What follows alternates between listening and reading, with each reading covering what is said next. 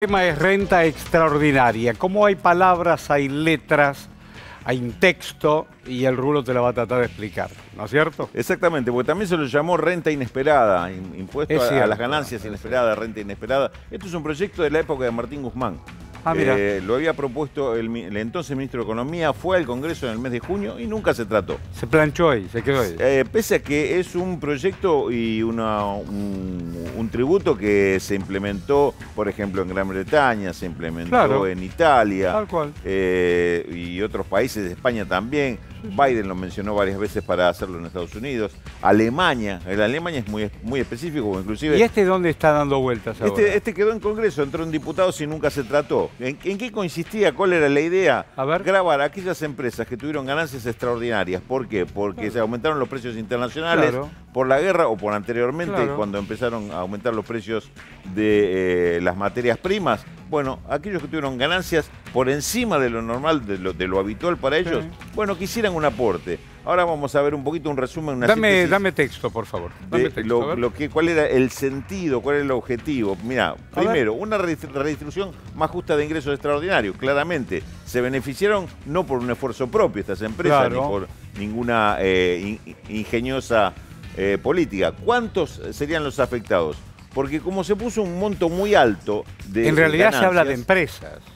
Solo para empresas, sí, claramente, solo para empresas. Entre 350 y algunos calculan que podrían llegar a ser 500 empresas, la que este año ganen por encima de 1.000 millones de pesos de ganancia neta imponible, y ahí empezaría a correr el impuesto.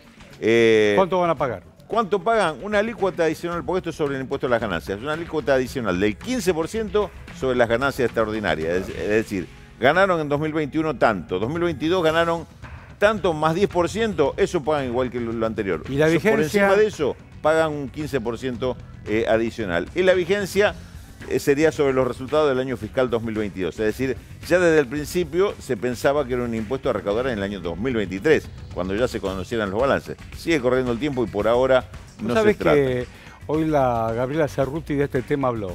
Vamos a escucharla y me haces un resumen. La escuchamos. Dale, ¿cómo no?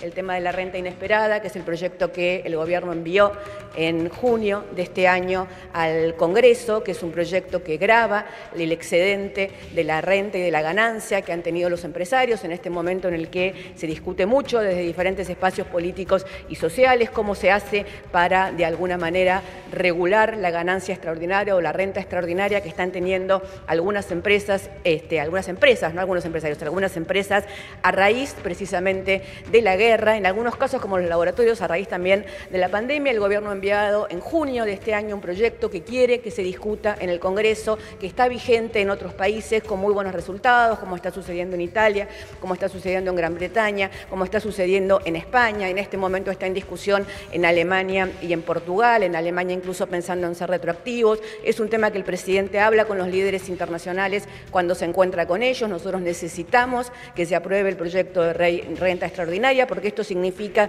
mayores ingresos para el Estado que van a poder ser redistribuidos en muchas de las políticas que muchos sectores están reclamando y que tiene que ver precisamente con que aquellos que han tenido renta extraordinarias por situaciones trágicas para la humanidad, como la pandemia, como la guerra, que son en particular generalmente las empresas relacionadas con los combustibles, la energía y las commodities que han disparado sus precios en el mundo, puedan hacer el aporte a través de un gravamen al Estado para que el Estado pueda llevar adelante con esto una redistribución más justa de la riqueza, de los ingresos, de las ganancias. Bueno, ahí está parafraseando también lo que vos habías mencionado. Exactamente. ¿Sabes cómo se hizo en Alemania? Que es un ejemplo muy clarito. Se grabó con un impuesto extra a las empresas que tuvieron este tipo de ganancias extraordinarias, que recayó fundamentalmente en las empresas energéticas y allá no tanto en las alimenticias, porque no son el tema de los exportadores de materias primas, pero sí sobre las energéticas. ¿Y sabes cuál es el uso que le dio el gobierno a esos fondos? ¿A dónde los derivó? Por ley dijo, con esto vamos a subsidiar a las familias que tienen que pagar más caro la energía. Es decir, un concepto de aplicación directa, de redistribución, pero con dos palabras que parece que acá es muy difícil de aplicarla. Uno es un impuesto extraordinario y el otro el tema subsidio. Dos palabras que acá, viste que se alteran mucho algunos cuando los nombran. Vos lo conoces a Rulo, ¿no? Qué clara que la tiene.